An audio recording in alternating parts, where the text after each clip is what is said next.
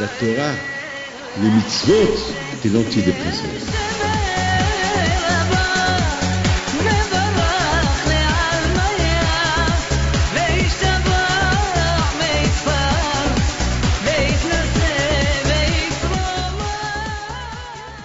ברשות מוריי ורבותיי, ברשות ראש כולל, רבנים,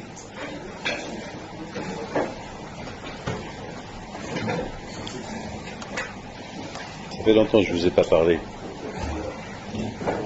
Ça va?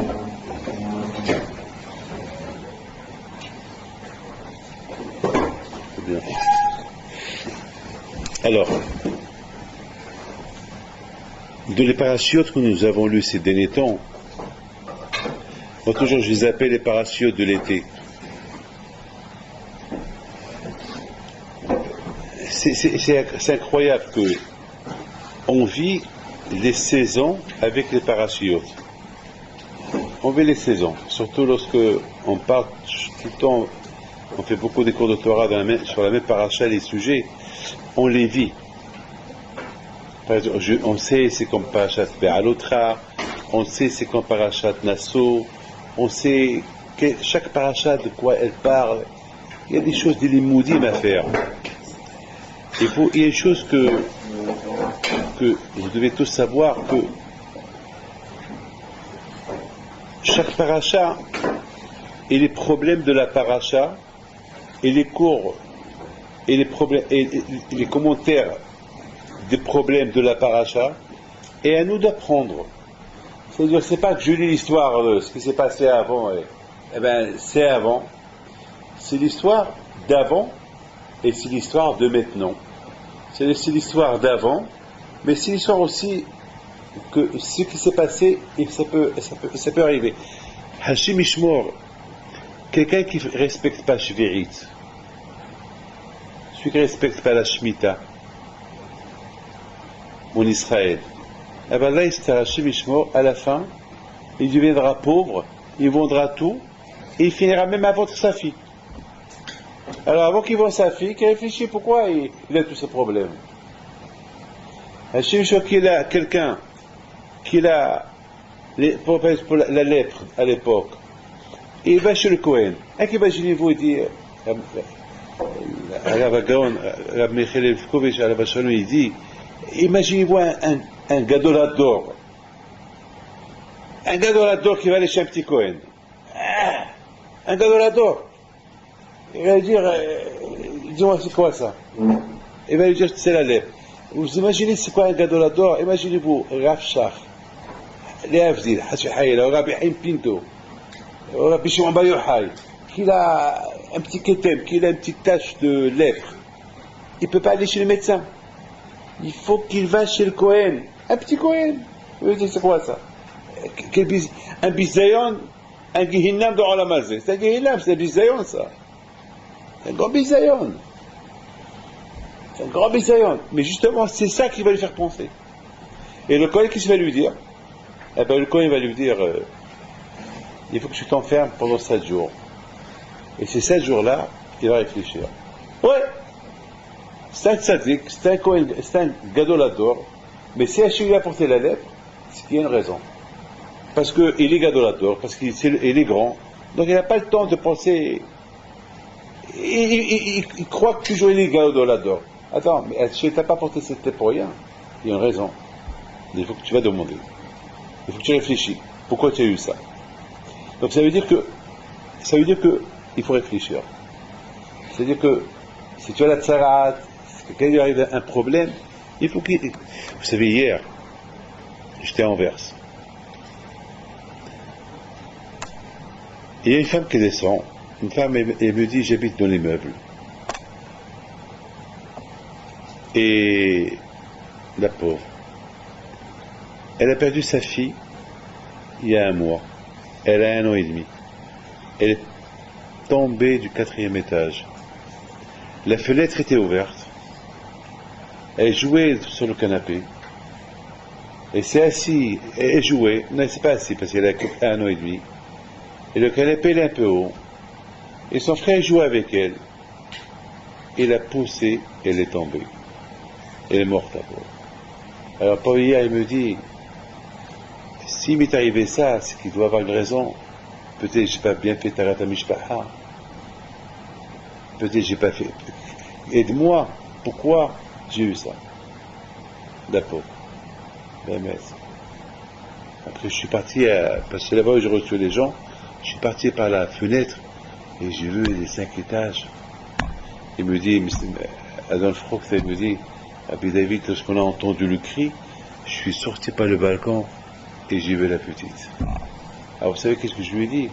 Le fait que tu avais la petite allongée morte, c'est que toi aussi il faut que tu fais tes choses là. C'est comme Sota.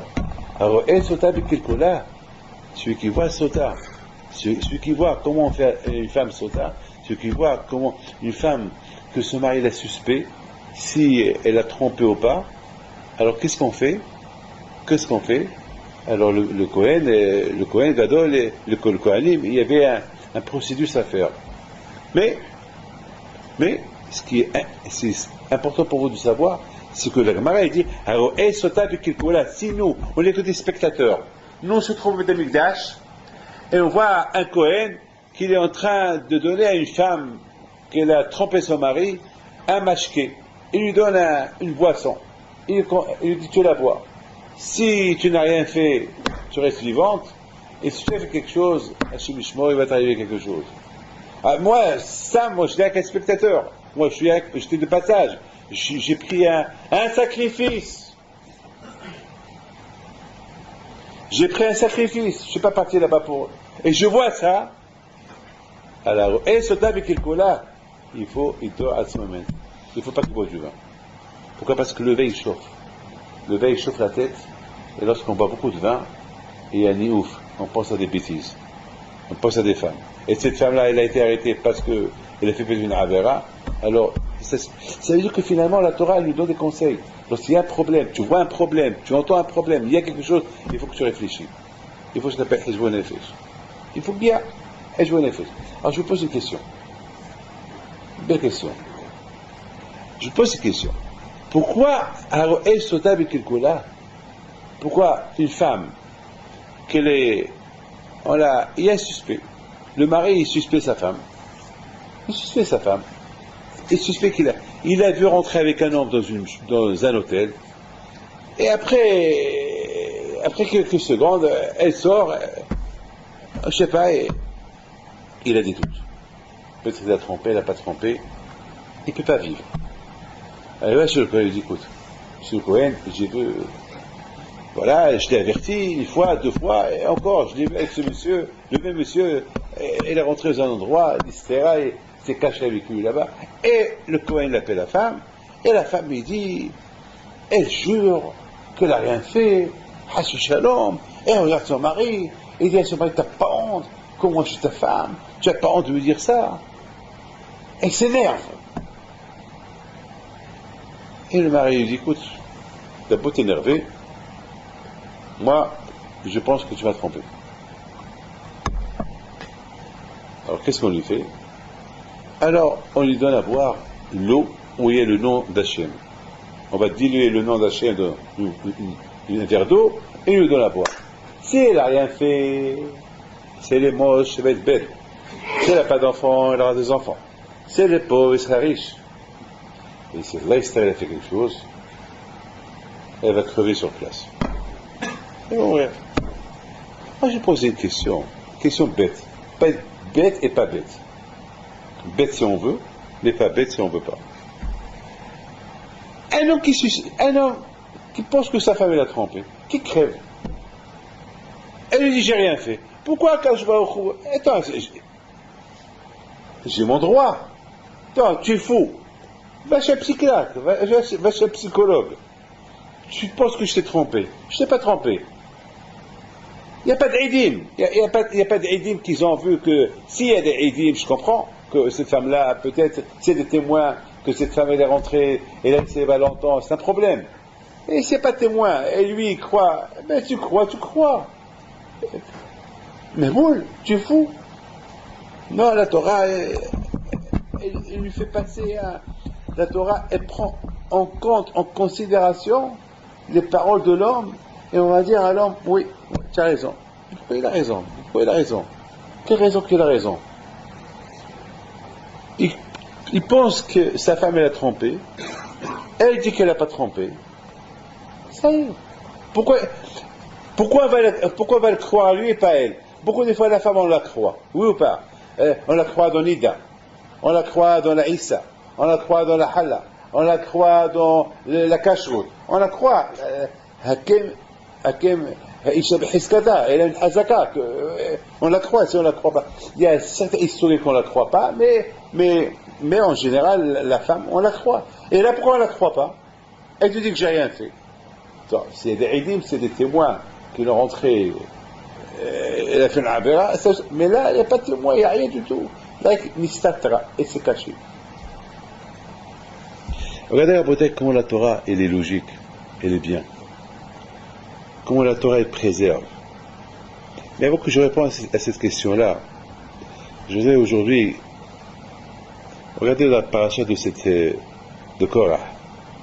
Dans la paracha de Korah, on voit il y avait beaucoup de femmes qui sont folles. La femme de Korah, elle est folle. Elle est complètement folle. Elle a poussé son mari à faire la guerre à Moshe Rabbeinu. Et à la fin, elle a perdu. Tout le monde a perdu. Là, il s'est regardé ces femmes-là qu'ils ont fait. De l'autre côté, qu'est-ce que vous voyez? Vous voyez la femme de On ne veut pas l'être. Cette femme-là, voilà, c'était une femme. Mais regardez, cette femme était intelligente. Elle n'était pas bête. Et il dit à son mari, On, dans toute cette affaire-là, tu vas gagner quoi? Tu gagnes quoi? Dans toute cette affaire, tu gagnes quoi? Si Korah il gagne, toi tu gagnes quoi? Et si Korah il perd, toi tu perds. Alors pourquoi cette guerre? Vous voyez, la bataille que parfois la femme, elle a cette chokhma, cette binaïtira, cette chokhma, mais cette chokhma qu'elle a, elle peut l'utiliser ou pour le bien, ou parfois la chimishmor, elle peut l'utiliser pour le mal. C'est une chokhma. Elle peut l'utiliser pour le bien, elle peut l'utiliser pour le mal. De l'autre côté, la bataille, on va rentrer dans un autre détail. On va voir, j'ai toujours, moi, j'ai dans ma tête cette histoire de Ruth. Ruth à Moabia qu'on lit à Matan Torah. Écoutez bien ce que je vais vous dire. On va vivre quelques minutes, parce que pour bien comprendre, il faut vivre l'histoire.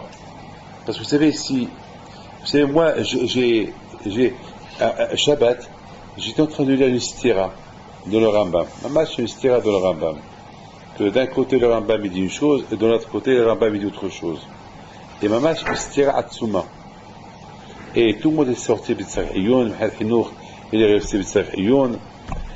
Et j'ai bien commencé à lire, c'est pas cher que je suis mieux que celui-là, mieux que celui-là, non. Mais j'ai bien lu le Rambam, et après j'ai bien lu l'autre Rambam, et j'ai trouvé un hilouk dans les mots. En trouvant le hilouk des mots, je dis, bon, il n'y a pas de question.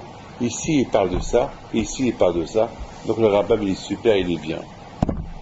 Maintenant, Rabotai, comme ça, il doit faire. Il faut bien imaginer. Même que, on imagine, vous savez, Rabotai, Akash Baruch Hu nous a donné une chokhma. Chokhma et bina. Chokhma et bina. Bina, c'est le cœur. Chokhma, c'est la tête. Le cœur, il pense, et la tête, c'est le cerveau. Ça veut dire que, comme il dit Bin Ishai, le cœur, il dort pas, le cerveau, il dort pas. Lorsqu'un homme, il dort, il rêve. Ça veut dire que le cerveau, il dort pas.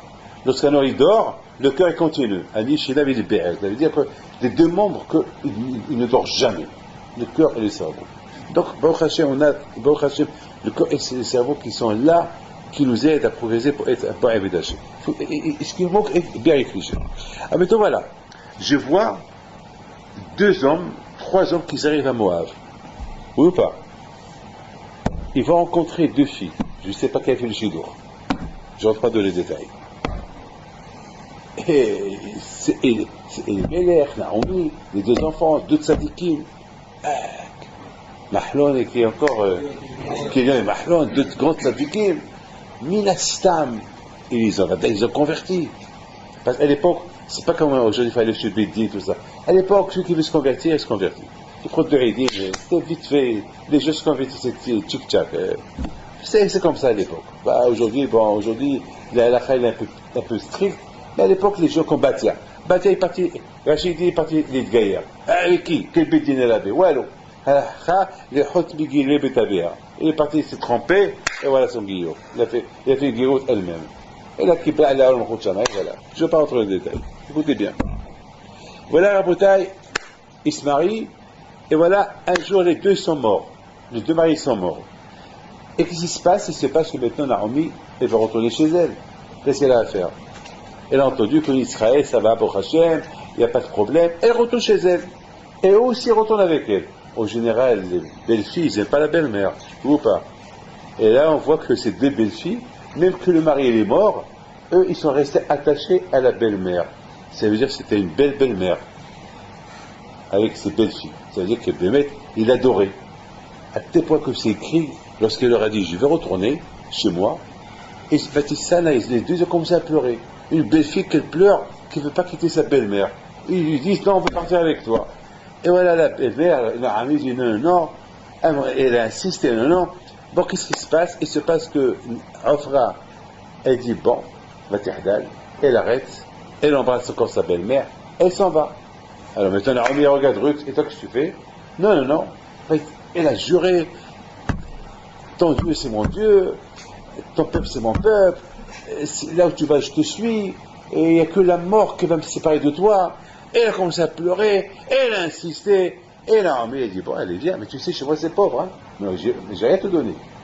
Là, ton père est roi, là, vous êtes des princesses, là, vous avez tout ce qu'il faut. Avec moi, il n'y a rien du tout. Non, je vais aller avec toi, je vais crever avec toi, et je vais avec toi. Voilà. Et regardez la beauté, elle est hein. J'ai toujours la chair de poule. Alors, je vois que Boaz, il s'intéresse à elle. Il dit, Mi Aïcha Azot. Et la camarade, il dit, mais depuis quand on pose des questions? Depuis quand Gdolador, Boaz, il regarde une femme?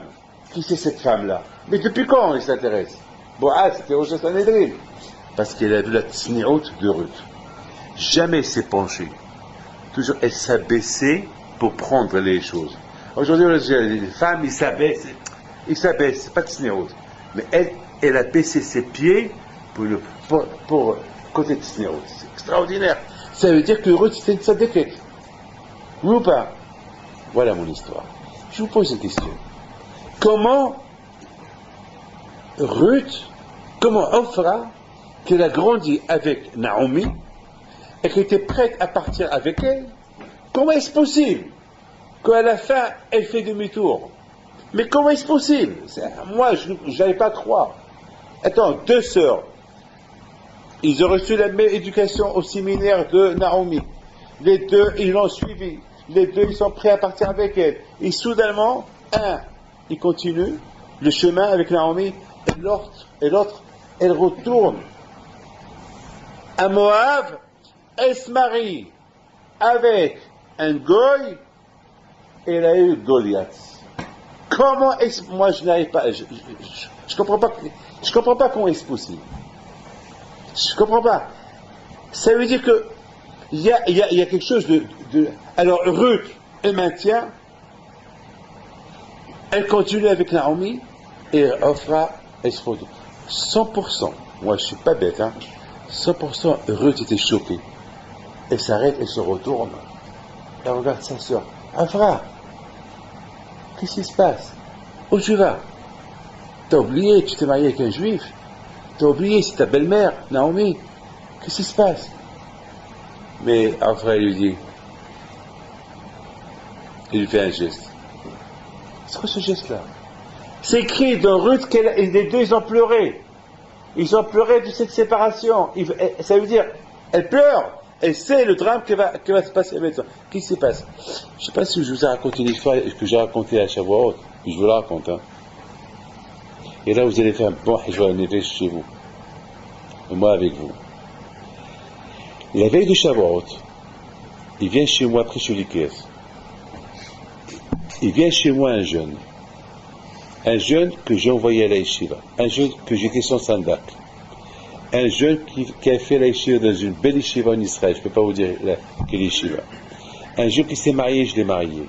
Un jeune il est parti au kollel. Un jeune qui finalement était un bon juif. Un jeune qui est Hazan. Un jeune qui a tout ce que vous voulez.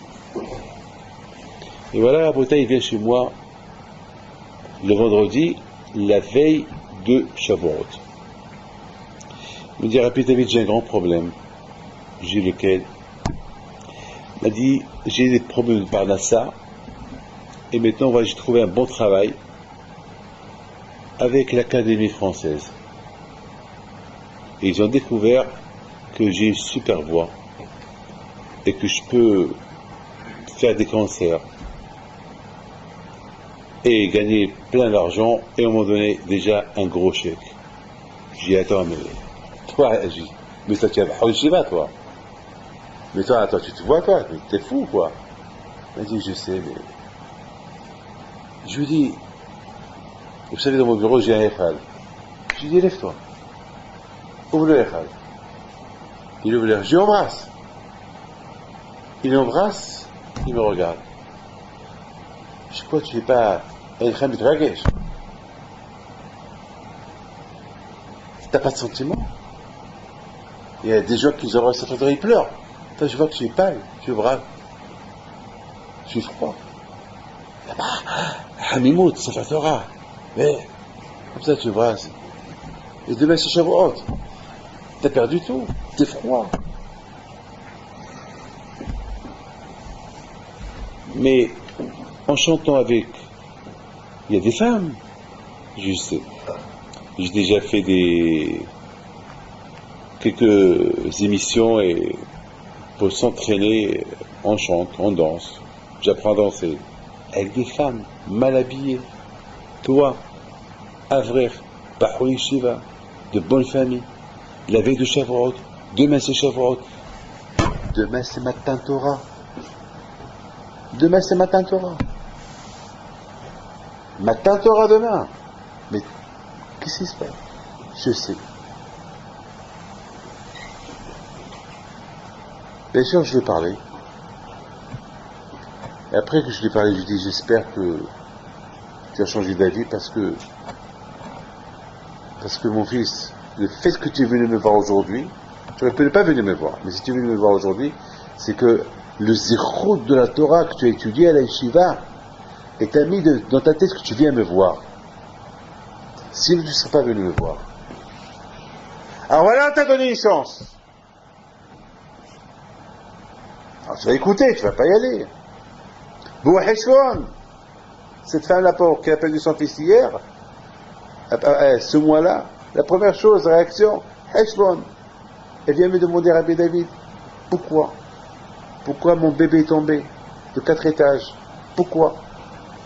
Qu'est-ce que j'ai fait? On a commencé à parler. Je crois qu'on a trouvé des solutions. Parce que beaucoup de fois, on n'arrive pas à trouver des solutions tout seul. Tous les problèmes, Hachem ne nous apporte pas des problèmes pour le plaisir de nous apporter des problèmes pour réfléchir. Pourquoi j'ai ça? Moi aussi j'ai des problèmes en Israël, avec certains voyous, avec fous, voyous, je m'en fous. Mais moi aussi j'ai fait Heshbon Nefesh. J'ai dit pourquoi?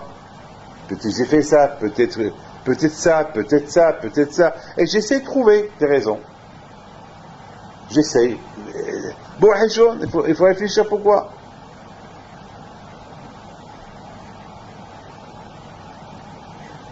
L'histoire se termine là.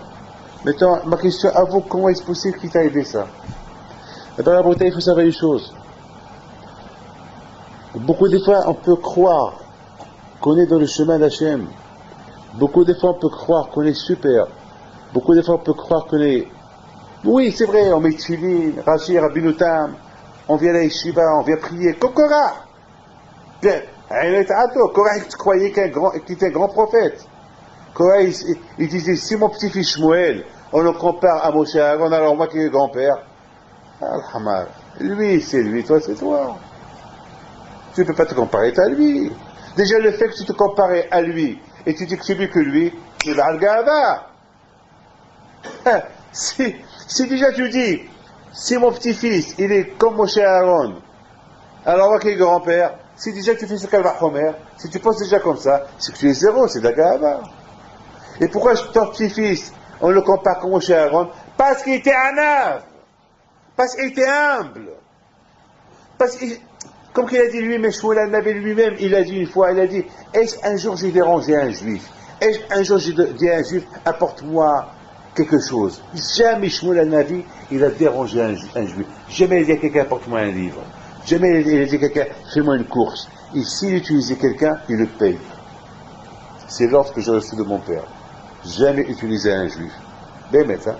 Toujours je paye le double. Si je fais travailler quelqu'un, je le paye le double. Je le paye le double. Pourquoi? Parce que je veux pas de service. Je ne veux pas de service. Parce que lorsqu'on demande des services, on perd des srouillottes. On perd beaucoup des mérites. Il faut payer. Tu vas payer. Alors, comme Korah. Parce que Korah, il levait le Aaron sur ses épaules, alors il croit que ça y est. Il croit que maintenant je suis arrivé à un niveau, je peux aussi devenir Moshe, Aaron. Je veux un titre.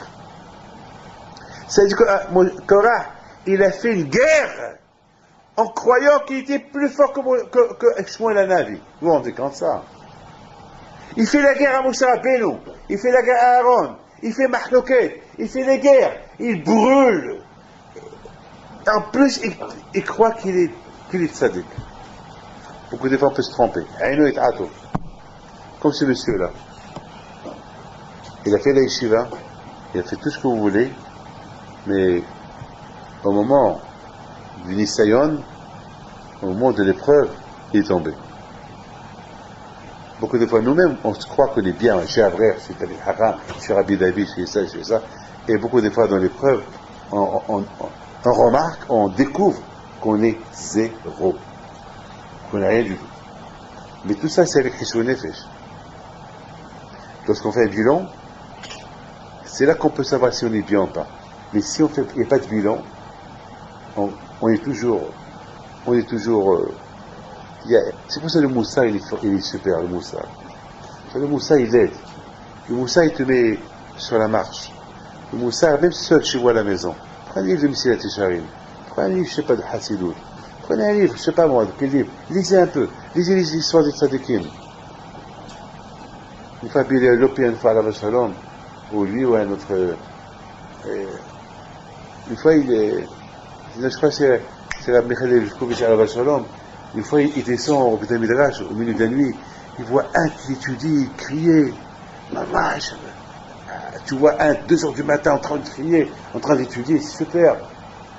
Et Rabbi Elfkovitch était content, Baruch Hashem, à l'Eshiva, tout le monde dort, et lui il est là.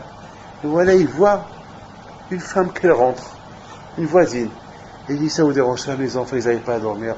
Si tu peux le dire un peu, parce que toutes les portes sont ouvertes, et vous savez, l'Israël, les Blébrac, elle a dit, eh bien, s'ils n'arrivent pas à dormir, qu'ils ne dorment pas, moi, je suis en train d'étudier. Il n'a pas fait cas d'elle. Il a dit, il va pas dans l'usine. Alors, l'Efkovitch à la Shalom, il vient chez lui, et il dit, ta Torah, elle n'est pas une Torah. Tu es un rachat, c'est péché ce que tu fais. Quelle Torah? Torah sans Eretz. C'est mieux de ne pas étudier la Torah. Quelle Torah? Tu es en train de déranger une famille de ne pas dormir. C'est quoi ça? T'as pas honte? C'est ça, pourquoi ils vont croire, je suis un bel Torah. Et ouais, parce que tu es un bel Torah, tu as la permission de faire ce que tu veux. Parce que tu as une barbe, tu peux faire ce que tu veux. Parce que tu as un titre, tu peux faire ce que tu veux. Non, il y a des klalim, il y a un seder, il y a des ordres, il y a un ordre, il y a des règles qu'il faut suivre. Et si tu fais passer, si tu suis pas ces règles, c'est pas beau, c'est pas bien. La semaine dernière, dans l'avion, en venant du Maroc, je rentre aux toilettes, dans l'avion. Et il y avait là-bas quelqu'un qui a vomi. Il me te le promet maintenant, si je sors, il va croire que c'est moi qui a vomi. Qu'est-ce que j'ai fait? J'ai rien fait, j'ai nettoyé, je suis sorti.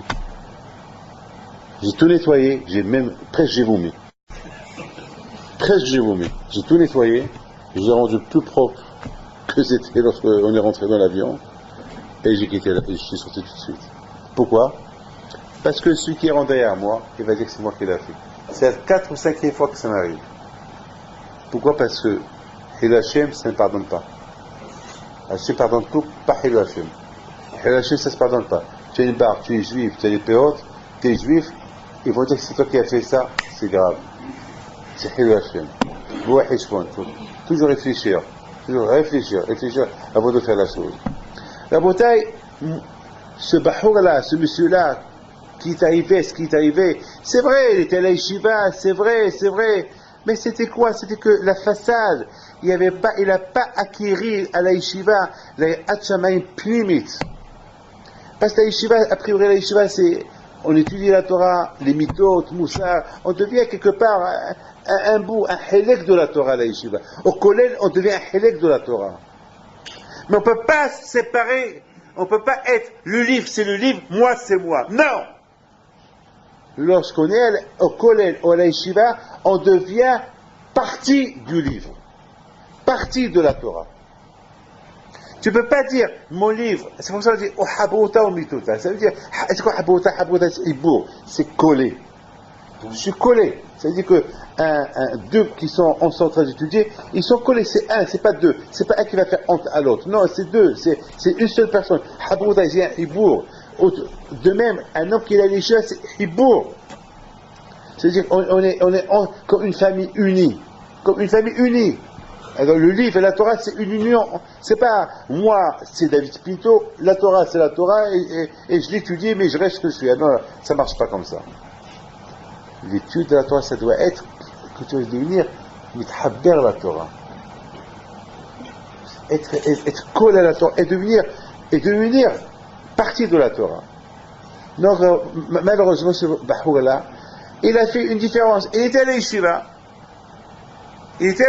Mais malheureusement, il a fait une différence. Il a étudié, il a prié, mais il n'a pas acquis la yeshiva parce qu'il a fait une séparation entre lui et il y avait quelqu'un, je me rappelle à la yeshiva, il y avait un qui s'appelait Patrick. À Saint-Anna d'Yeshiva, un Patrick, un Français. J'ai bien envie de le voir. Il avait des dents un peu... Haval. Ce Patrick-là, il faisait un roi au collège, à la yeshiva. Enfin, c'était pas collège, à la yeshiva. Il y avait un roi. Un roi. Vous ne pouvez pas imaginer, ça criait, on l'entend. C'est un Français, parisien. Et je crois que la fois beaucoup de frères, il criait. Et le soir, il sortait. Toujours il disait, il est là. Je crois qu'une fois on a découvert qu'il sortait et faisait des bêtises. Dans la Sham'a. Ils l'ont envoyé à la yeshiva. Ça veut dire qu'il était à la yeshiva, mais il n'y avait pas de hibour avec la yeshiva. Ça veut dire, il étudie, il était iloui, il étudie, mais il était déconnecté. Et le limoud, ça doit être d'une façon étudier et sentir le limoud, faire partie du limoud, et ça va t'aider plus tard, ça va aider. C'est pour ça qu'on dit, c'est écrit Na'ase vinishma, ça veut dire que on va faire, on va écouter, on va faire, ça veut dire qu'il y a les deux à la fois, ça veut dire que la Torah, elle rentre dans le cerveau, elle reste, et ça t'aide. C'est pas faire une séparation. C'est raison aujourd'hui, malheureusement, il y a beaucoup de juifs. Eh bien, le Shabbat, ça y est, Shabbat, ils sont là, Shabbat, après ils partent, c'est tout. Les semaines, ils font ce qu'ils veulent. Pas de Torah, rien du tout. Le Shabbat, ils sont là. Le matin aussi, ils sont là. Mais il n'y a rien, aucune connexion. Pour eux, tout le monde, c'est la prière, mais il y a la Torah, et la Lachot, et ça, tout est un. Donc malheureusement, ces gens-là, un jour ils sont comme ça, un jour, il faut pas, comme hier, il y a une femme grosinite, une skina, ces 3 filles, ils sont tous les 3 filles, ils sont avec des non-juifs. Et la pauvre, elle pleurait. Alors, elle pleure. Elle me dit, je vous donne ce que vous voulez. Ramenez-moi mes filles. Je vous donne ce que vous voulez. Donnez-moi mes filles. Qui retourne. Je commençais à la voir. Je lui dis, le hinour, l'éducation. Vous voyez pas que je suis en train de pleurer. Je veux mes filles. Vous me dites l'éducation. Je dis oui, maintenant vous pleurez parce que vous avez réalisé que vous n'avez pas donné d'éducation à vos enfants. Comment j'ai pas donné d'éducation? Mais on fait qui douche. Je dis madame, est-ce que, dites-moi comment vous faites les vacances? Moi, comment je coince les gens avec les vacances?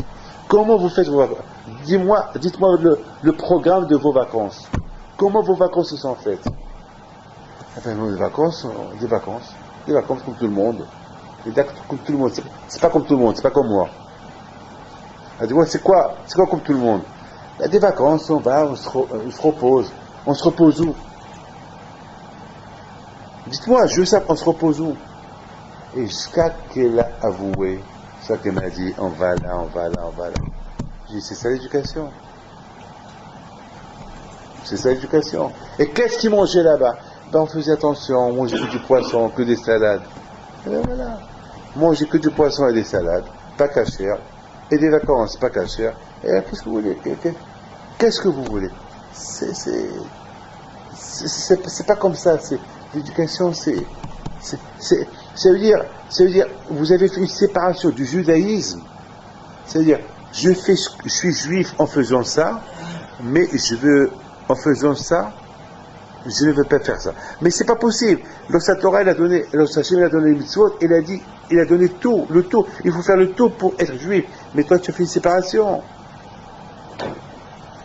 Rabotai, Ofra, c'est vrai, elle a eu la même éducation. C'est vrai, Ofra, et elle a grandi avec Ruth. Mais Ruth, elle a grandi avec sa pnimiyot et sa hitsuniyot comme Naomi. Naomi est une tzaddiket et Ruth, elle a imité Naomi et c'est la preuve. Et s'est forcée, elle a dit non, je ne veux pas partir. Le fait que Vatit Hamet, non, Vatit Tsar, elle a supplié, non, prends-moi avec toi. Et si tu me prends pas avec toi, ben je m'en fous, j'irai toute seule. Ça prouve que sa Avodat Hashem de Ruth était comme c'est là qu'elle a hérité à David Améler, à ses petits-enfants plus tard. Et Mashiach est sorti d'elle. Parce que c'était la vraie Hatchamaïm, Terora. Ofra, c'était la façade. Allez, c'était la façade, Ofra, elle a grandi avec Ruth et Naomi. Et elle a fait c'est comme photocopie. Il y a ce qu'on appelle l'original, il y a ce qu'on appelle la photocopie. Ruth, c'était l'original de Naomi, mais Ruth, Ofra, c'était la photocopie. J'ai fait, comme le perroquet, tu dis A, il dit A. Tu dis beau. Et ce que tu dis, il répète. Le juif, c'est pas répété. C'est pas parce que l'autre il fait Modim, moi aussi je fais Modim. C'est pas ce que je dis. Non, il faut que Modim il soit de toi. Il faut que c'est ton cœur qui fait Modim. C'est pas parce que c'est ton dos que tout seul, d'une façon automatique qui se pense. Non, il faut que c'est toi qui le fait pencher. Et c'est ça la bouteille, le drame. Et c'est ça la bouteille. La femme de On Ben Pellet. La femme de On Ben Pellet, c'était une femme hachama. Une femme hachama qu'elle a compris, qu'elle a bien compris que c'est pas que servir à Kadosh Baruch Hu, c'est pas de cette façon que la femme de Korah est en train de servir à Kadosh Baruch Hu. Non, c'est pas ça. C'est pas ça la bouteille.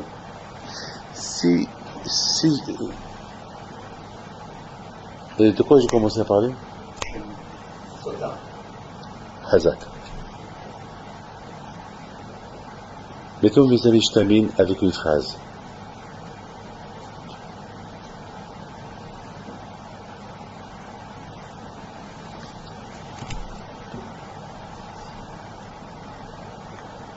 Akadosh Baruch Hu,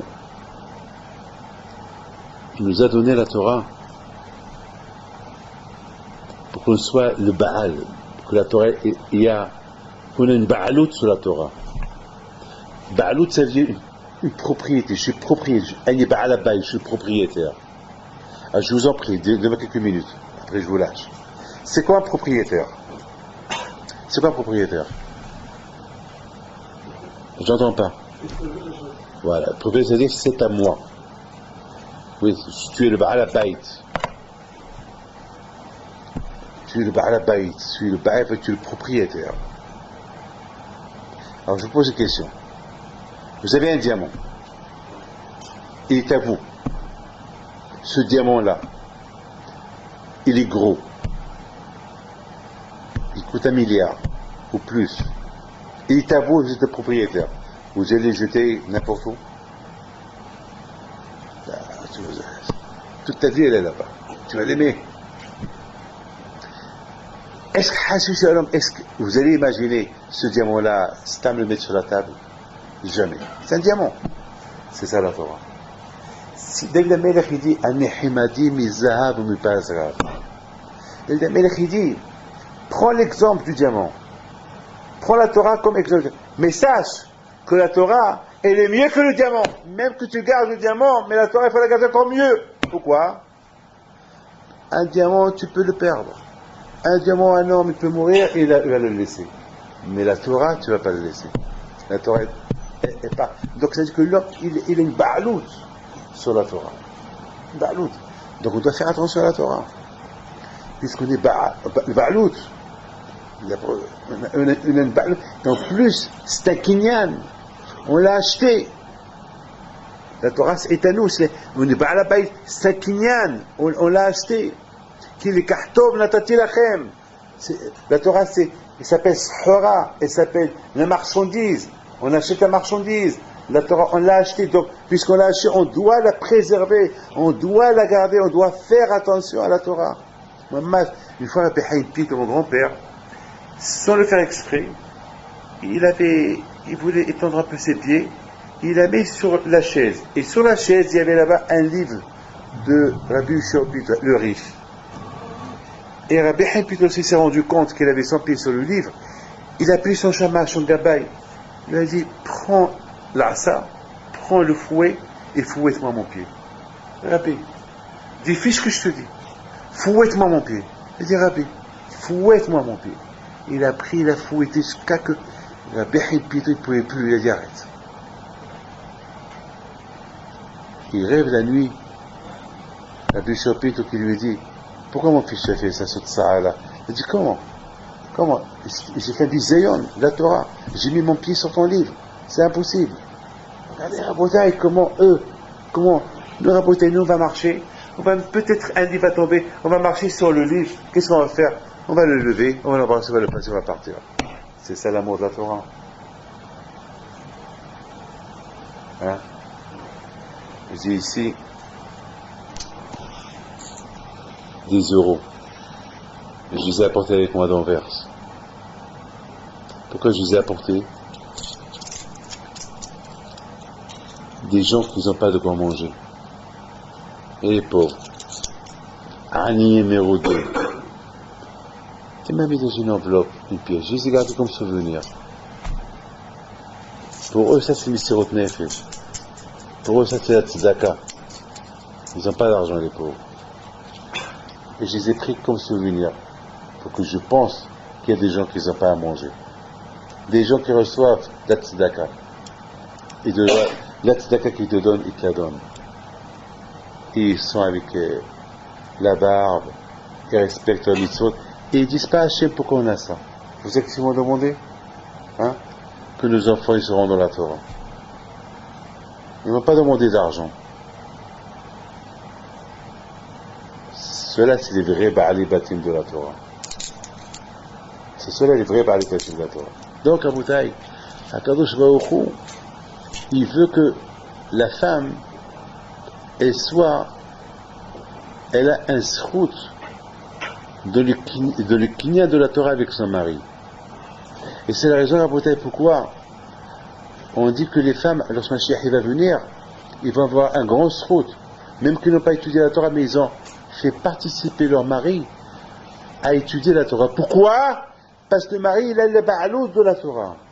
Le mari, il a la Torah comme propriété. Donc eux, ils l'aident. Hé, Marie, moi je ne peux pas étudier la Torah, mais toi tu le ba'ala baït de la Torah. Il faut bien l'observer. Elle va le réveiller, elle va s'occuper des hinours, des enfants, etc., etc., etc. Mais le mari, la Torah, elle a fait que le mari, que la femme, elle devient elle aussi un kinyan du mari. C'est quoi un kinyan du mari? C'est que la femme, lorsque le mari se marie avec la femme, il lui dit, voilà, je suis connu, je t'achète, tu es ma femme. Et pourquoi il achète quoi? La femme c'est un business, on achète une femme? Non, on l'achète pas. C'est la Torah, et veut que l'homme il achète la femme, c'est pour que la femme, elle l'aide à se rappeler toujours des Kenyani à la Torah. Vous avez compris? L'homme, il a cette ba'alout de la femme, pour que la femme, elle le rappelle toujours qu'il est le Baal, qu'il le rappelle toujours. Que lui, que son mari. C'est pour ça qu'il a. Ça veut dire, voilà, je t'ai acheté, c'est comme quelqu'un qui achète un réveil, et le réveil, il le réveille. Moi, j'achète un réveil, et le réveil me réveille. Comment? Moi, j'achète, ou c'est moi qui réveille le réveil. Et j'achète le réveil pour qu'il me réveille. Alors, vous dites, ma femme, elle est ma femme, j'achète ma femme avec Shtar et Ktuba, pour qu'elle me protège, qu'elle me surveille, que j'étudie la Torah. Qu'elle m'attend jusqu'à que je vienne du Beth Midrash. Qu'elle fait le hinour des enfants. Donc, elle devient ma ba'alout. Ah, mais vous comprenez très bien. Si maintenant, un jour, j'ai des soupçons sur ma femme, j'ai le droit de la prendre. Ma femme ne peut pas me dire, ah ben va chez un psychologue. Comment? Mais tu es mon kinyan. Je fais de toi ce que je veux. Tu es mon kinyan à moi. Toi, je t'ai acheté dans le mariage, je t'ai acheté pour que tu m'aides à progresser, pour que toi et moi on bâtit un foyer juif, pour qu'on construise une vie de famille, pour qu'on soit ensemble, pour que les Atid d'abord, lorsque Mashiach va venir, toi aussi tu vas résister grâce à ça. Maintenant, tu es mon kinyan. Le fait que tu es mon kinyan, les amis, regardez, ce que j'ai dans les mains, je peux le mettre là où je veux, je peux le jeter. Hassu Shalom, c'est pas qu'on fait de la femme ce qu'on veut. Hassu Shalom, Hassu Shalom. Uniquement, je pars dans l'idée que la femme, pour que la femme, elle soit toujours un bon kinyan, une bonne acquisition à son mari, et que son mari va être Hachem, sachant qu'il a une bonne acquisition. C'est pour ça que Marie dit qu'un homme, il doit respecter sa femme, un homme, il doit acheter des cadeaux à sa femme, un homme, il ne doit pas manquer de respect à sa femme, parce que c'est comme ce diamant qu'il a dans ses mains, comme ce gros diamant qu'il a dans ses mains, qu'il ne peut pas le mettre n'importe où, comme ça sa femme, il ne peut pas la mettre n'importe où, il faut qu'il la respecte, il faut qu'il lui donne, il faut qu'il lui manque rien du tout. Mais de l'autre côté, il faut aussi que la femme, elle répond à son mari. Elle ne peut pas le répondre à son mari, plus plutôt la femme, elle sait que cette acquisition que le mari l'a achetée, c'est pour son bien, c'est pour bien la garder, etc. Elle ne peut pas un jour lui faire des choses qu'on ne se fait pas, qu'on ne fait pas.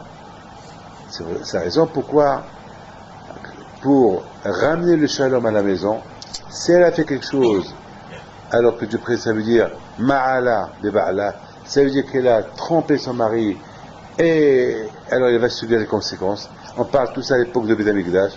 Et si elle n'a rien fait, donc la honte qu'elle a subie tout à l'heure, elle n'a rien fait, c'est parce qu'elle a fait écouter son mari. Son mari a dit, ne te cache pas avec ce monsieur-là, ne parle pas avec ce monsieur, ne fais pas ça, et toi tu l'as fait. Donc c'est cette punition qu'elle va subir, avec cette honte qu'elle va avoir avant que le Kohen lui donne à boire cette eau bénite. Donc elle était punie pour ça, mais d'autre côté, Hachem va la récompenser. À vous, je termine en vous disant que Hachem, la fin du Zman il approche. Donc Hachem, il faut qu'il y ait un peu plus de roi. Sachez que vous êtes choisi par Hakadosh Baruch Hu d'être Aval Ba'alout dans l'étude. Et Hassu Shalom, il ne faut pas Hassu Shalom voir un Rav Berda que Hassu Shalom qui rentre dans votre vie, qui surveille, qui fait. C'est des choses il se passe dans toutes les collines, même en Israël, dans nos collines, il y a ça. Donc c'est contraire. Ça ne peut que vous rappeler. Prenez Rav Berda comme un compliment qui nous rappelle, halveille que moi. Vous savez que le Gaon Vilna, il avait un monsieur qui le payait pour qu'il lui fasse du moussard. Le Gaon de Vilna. Il le payait d'argent. Il lui dit, je te paye d'argent, si tu me vois faire une faute, reproche-moi.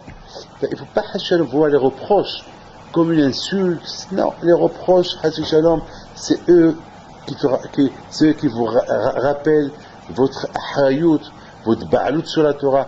À l'Yeshiva, je me rappelle, on avait des ahraïm qui nous surveillaient, et c'est comme ça. C'est pas Hachem, parce que le tsara est très grand. C'est vrai, on est autonome, on est grand, moi j'ai une barbe, quoi, je sais pas ce que je fais. C'est vrai, mais justement, le tsara est très fort. Le tsara est tellement fort que lorsqu'on prend le téléphone, on s'oublie dans le téléphone. On s'oublie dans le téléphone, on s'oublie. Alors justement, c'est bien d'avoir quelqu'un qui nous rappelle, c'est bien, le contraire, il faut le payer. Parfois, il faut le payer, il faut payer quelqu'un qui nous rappelle pour étudier la Torah. Parce qu'après, chaque minute que vous étudiez, après, si Dieu veut, vous allez partir. Après, c'est les vacances. Après, peut-être, je sais pas, que chacun de vous qui va devenir. Mais tout, moi, je dis merci à Kadosh Baruch Hu. Les meilleurs moments de ma vie que j'ai eu, c'était la yeshiva.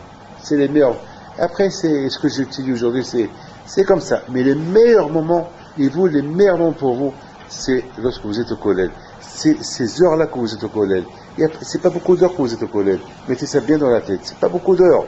Je me rappelle à Saint-Alain de Shiva, là-bas c'était de 8h30, là je peux vous dire, là-bas c'était de 8h30 à 1h, de 2h30 à 8h. Ça c'est le collège, les collèges de Saint-Alain. Ça c'était les collèges de Saint-Alain. Et à Guetzel aussi, ça c'était avant. Bon, maintenant, les temps, ils ont changé maintenant les temps. Mais pour vous dire, à Rabotaï, c'est, vous habitez loin, etc., je sais que, mais à côté de Rabotaï, il faut en profiter, vous êtes des Bnei Torah, il faut sentir que vous êtes les Ba'alout de la Torah. Et puisque je suis Ba'alout de la Torah, je ne peux pas laisser mon livre ouvert beaucoup de temps, et moi je ne suis pas là. Je vous embrasse la Slaha, et bonne chance, bonne réussite, Kénération, et je souhaite la Slaha pour vos examens, je ne sais pas, et tous vous allez être, Dayanim, Raché, Ibn Israël, Attaché.